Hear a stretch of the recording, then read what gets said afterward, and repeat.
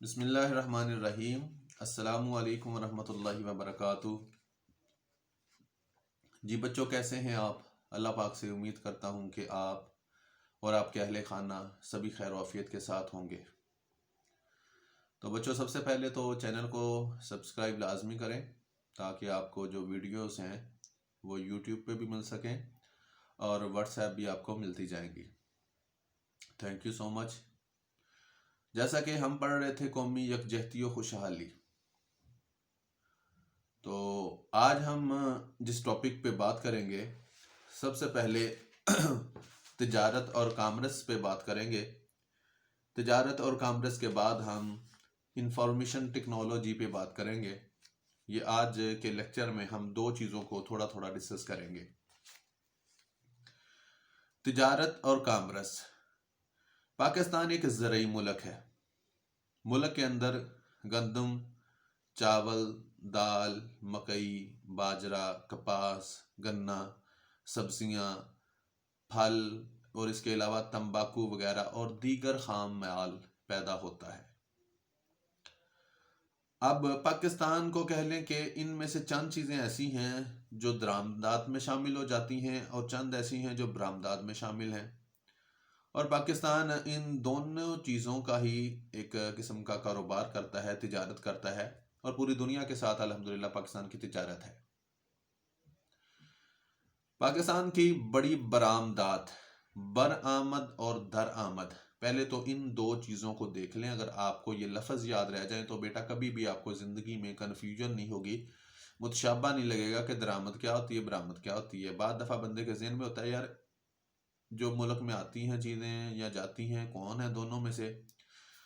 تو درآمد، آمد کا معنی ہوتا ہے آنے والی، آنا، اور در کا معنی میں، اور بر کا معنی ہوتا ہے پر، آمد، جانا۔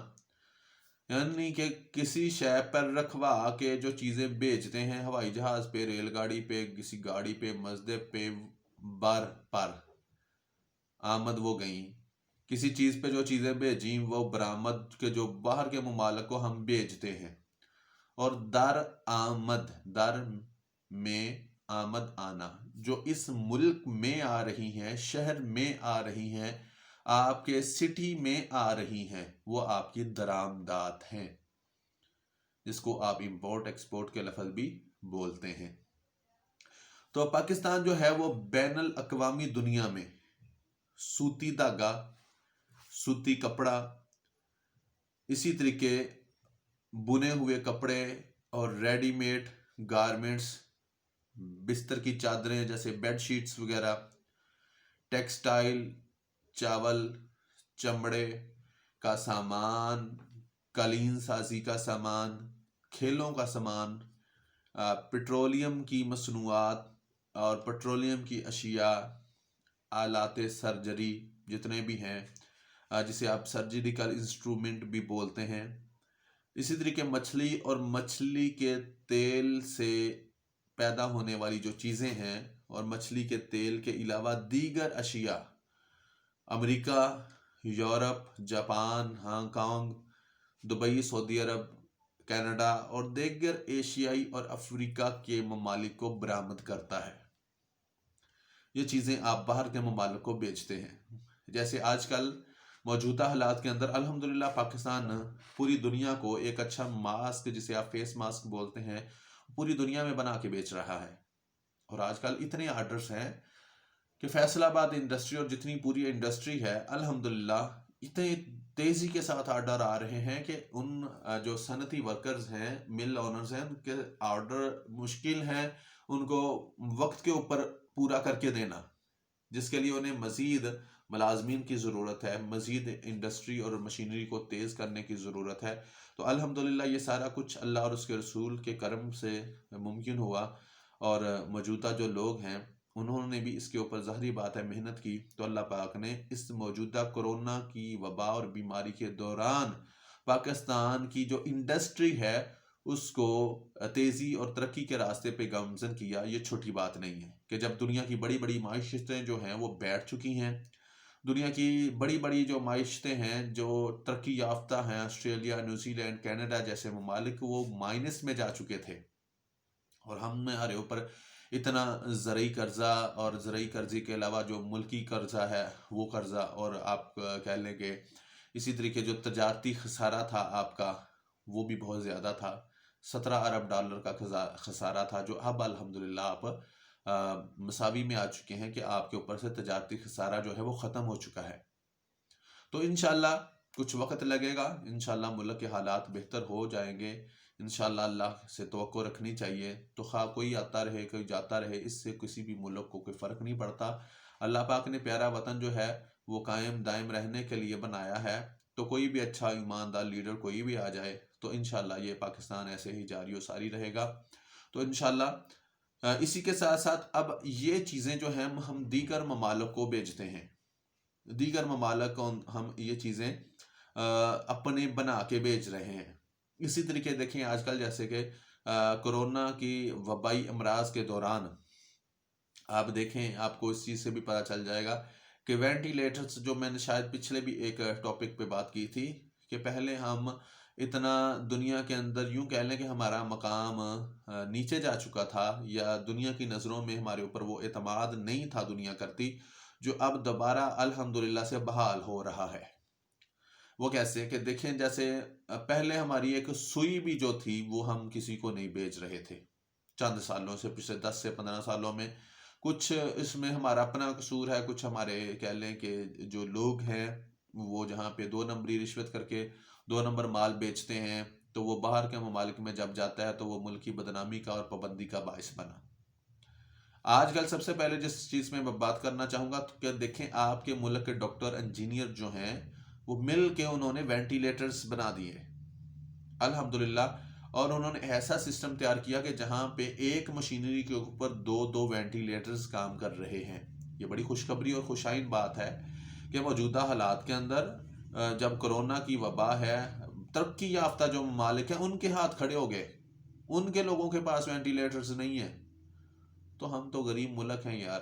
تو ہماری معیشت اور ہمارا ملک کا حساب دیکھا جائے تو یہ ہمارے کامیاب لوگوں نے اور ہمارے قابل جو لوگ ہیں، قابل رشک ڈاکٹرز، انجینئرز، اور ان کے ساتھ جتنے بھی لوگوں نے مل کے یہ کارنامہ سار انجام دیا کہ ایک تو انہوں نے وینٹیلیٹر بنایا، دوسرا نہ صرف وینٹیلیٹر بنایا بلکہ وینٹیلیٹر بنانے کے بعد ایک مشینری کے اوپر 2 وینٹیلیٹرز کو چلانے کا کامیاب پروسیس کیا انہوں نے، اور کامیاب پروسیس کے اندر انہوں نے یعنی کہ ایک مشینری کے اوپر 2 مریض بیک وقت چلیں گے، جس سے خرچہ بھی کم پڑے گا، اور کہہ لیں کہ 2 لوگوں کو ایک ہی مشینری کے اوپر ایک وقت میں جان بچانا 2 لوگوں کی ممکن ہو جائے گی، اور جو پیسے کا ضیاع ہوگا اور پیسہ خرچ ہوگا وہ ایک کا خرچ ہوگا، لیکن مریض اس سے 2 فائدہ اٹھائیں گے۔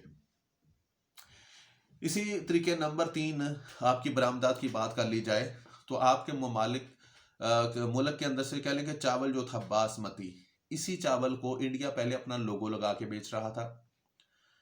پچھلے 10-15 سال سے 20 سال سے یوں کہہ لیں کہ پاکستان کے اوپر پابندی تھی، اسپیشلی عرب کنٹریز کے اندر، مسقط کے اندر، کویت کے اندر۔ یہاں پہ آپ کے چاول پہلے ٹنوں کے حساب سے جاتے تھے، آپ کے چاول کو بدنام کیا گیا، آپ کے چاول کی پیکنگ میں 2 نمبری کی گئی، کچھ ہماری طرف سے کہہ لیں، کچھ ہمارے دشمنوں کی طرف سے، جیسا بھی کہہ لیں سمجھ لیں۔ تو وہ 2 نمبری کی وجہ سے ان ممالک نے جنہوں نے پیسے دینے تھے اور کنٹینرز کے کنٹینر انہوں نے بک کروائے ہوتے تھے، ڈیفینیٹلی جب ان کے سامنے یہ راز کھلا کہ اگر ایک چاولوں کی بوری ہے اس کے اوپر کہہ لیں کہ مٹیریل جو ہے وہ صحیح ڈالا ہوا ہے، لاسٹ میں تھوڑا سا صحیح ڈال دیا اور درمیان میں سارا چاول ہم نے مکس یا 2 نمبر ڈالا ہے، تو وہ جب ساری کی ساری بوری انہوں نے انڈے لی، الٹائی وہاں پہ، تو پتہ چلا اصل کیا ہے اور نقل کیا ہے۔ اس طریقے کہہ لیں کہ آپ کے باسمتی چاول پہ پابندی، اور دوسرا انڈیا نے آپ کا باسمتی کا جو لوگو تھا، جو حقوق تھے، رائٹس تھے، وہ اپنے بنا کے پیش کر رہا تھا کہ جی انڈیا ہے اس کا آنر۔ تو الحمدللہ اس کو ہم نے باقاعدہ عدالت کے اندر پروف کر کے اور باقاعدہ ہم نے دنیا کے سامنے اس بات کو منوایا کہ پاکستان سپر باسمتی چاول جو ہے پاکستان اس کا آنر ہے، اور اب پوری دنیا میں الحمدللہ پاکستان ہی باسمتی چاول کو فروخت کرے گا۔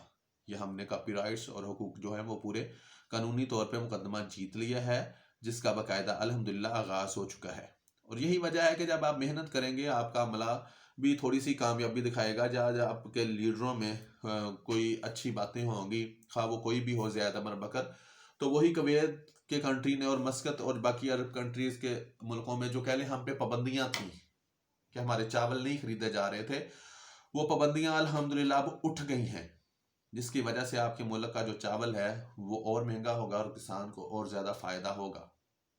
آپ کے ملک کی جو اوور آل کہہ لیں انکم ہے اس میں بھی اضافہ ہوگا. آپ کے ملک کی جو معاشی ترقی ہے اس کے اندر بھی اضافہ ہوگا، اور معاشی ترقی کے ساتھ ساتھ جو آپ کے ملک کی صنعتیں ہیں ان کے اندر بھی اضافہ ہوگا. یہ سارا کچھ کیسے ممکن ہوا؟ جب آپ نے عالمی سطح پہ اپنے چاول جو رائس کہہ لیں کہ حقوق ہیں ان کا مقدمہ جیتا، ان کا کیس جیتا. اسی طریقے اگلی بات آج کل پاکستان کا جو نمک ہے اس کے اوپر ہو رہی ہے کہ پاکستانی جو نمک ہے اس کے کاپی رائٹس کے حقوق آلریڈی ہی پاکستان ہے. انڈیا ہم سے سستے داموں یا باقی ممالک ہم سے سستے داموں کہہ لیں نمک لے کے آگے ڈالروں میں فی کے جی بیچ رہے ہیں. پاکستان کو کیا مل رہا ہے؟ کوڑیوں کے دام ہم سے اٹھائے جا رہے ہیں. تو الحمدللہ اس پہ بھی بات چیت چل رہی ہے. اگر یہ نمک جو ہے ہم انٹرنیشنل سطح کی خود پیکنگ کریں اور انٹرنیشنل سطح کی پیکنگ کر کے پاکستان کا لوگو لگا کے پاکستان کے نام سے ہم یہی جو سالٹ ہے پوری دنیا میں بیچیں، تو یہی دیکھیں کہ نمک کے ذریعے سے ہی ہمیں اتنے ڈالرز آنا شروع ہو جائیں گے کہ ملک کی اکانومی جو ہے، ملک کی صنعت جو ہے، ملک کی جو ترقی ہے وہ دن دگنی رات چگنی ہو جائے گی. لیکن کام کرنے کی ضرورت ہے. اسی طریقے آپ کے ملک کی کہہ لیں کہ جو سیر و سیاحت ہے، ٹورزم، وہ پہلے سے بہت زیادہ بہتر ہوئی ہے. ملک آپ کا پیسفل کنٹری کے ممالک میں شامل ہے، اور دنیا کے 20 ممالک جو ہے وہ کہہ لیں کہ ٹورسٹ کے لیے شاندار ہیں. جو دنیا کے 20 ممالک خوبصورت ترین ممالک کی لسٹ میں شامل ہیں، الحمدللہ بڑے فخر سے ہم کہہ سکتے ہیں کہ ان میں پاکستان کا نام سر فہرست پہلے نمبر پہ ہے. اور یہ نیوز کوئی ہمارے کسی چینل نے، نیشنل چینل نے یا لوکل چینل نے نہیں دی، بلکہ یہ نیوز آپ کا یو کے کا جو انٹرنیشنل چینلز ہیں انہوں نے، یو کے کے جو انٹرنیشنل اخبار ہیں انہوں نے اس بات کو ڈکلیئر کیا کہ دنیا کے 20 خوبصورت ترین ممالک میں پاکستان کا ملک شامل ہے، اور پاکستان ان ممالک میں پہلے نمبر پر سر فہرست ہے. یہ بڑی خوشی کی بات ہے. تو ان ساری چیزوں کے ساتھ ساتھ کہہ لیں کہ آپ کی ملک کی جو برآمدات، جیسے میں نے کہا کہ ہماری گندم پوری دنیا میں الحمدللہ مشہور ہے، آپ کی شوگر جو چینی ہے وہ پوری دنیا میں مشہور ہے، اور اسپیشلی پاکستان کا جو کنو مالٹا ہے وہ پوری دنیا میں مشہور ہے، اور پاکستان کا جو مینگو ہے، آم، وہ مٹھاس کے لحاظ سے اور قدرتی ذائقے کے لحاظ سے پوری دنیا میں اپنا مقام آپ رکھتا ہے. لہذا یہ وہ چیزیں ہیں کہ جو پاکستان دوسرے ممالک کو برآمد کرتا ہے اور پاکستان کے زر مبادلہ میں اضافے کا سبب بنتے ہیں، پاکستان کی ترقی میں اضافے کا سبب بنتے ہیں. تو یہ ابھی جسٹ ہم نے کہہ لیں کہ پاکستان کی صرف برآمدات پہ ہی بات کی ہے. ابھی ہم ساتھ ساتھ پاکستان کی درآمدات پہ بھی بات کریں گے، تو میں اپنے دوسرے کلپ میں پاکستان کی درآمدات پہ ڈسکس کروں گا. یہاں تک بیٹا اگر کوئی سوال ہے، کوئی بات ہے تو آپ مجھ سے ڈسکس کر سکتے ہیں. تھینک یو سو مچ. اپنا بہت سارا خیال رکھیے گا، اور اپنے اس چینل کا بھی دعاؤں میں یاد رکھیے گا. Take care. چینل کو لازمی سبسکرائب کیجیے گا. اللہ حافظ. السلام علیکم.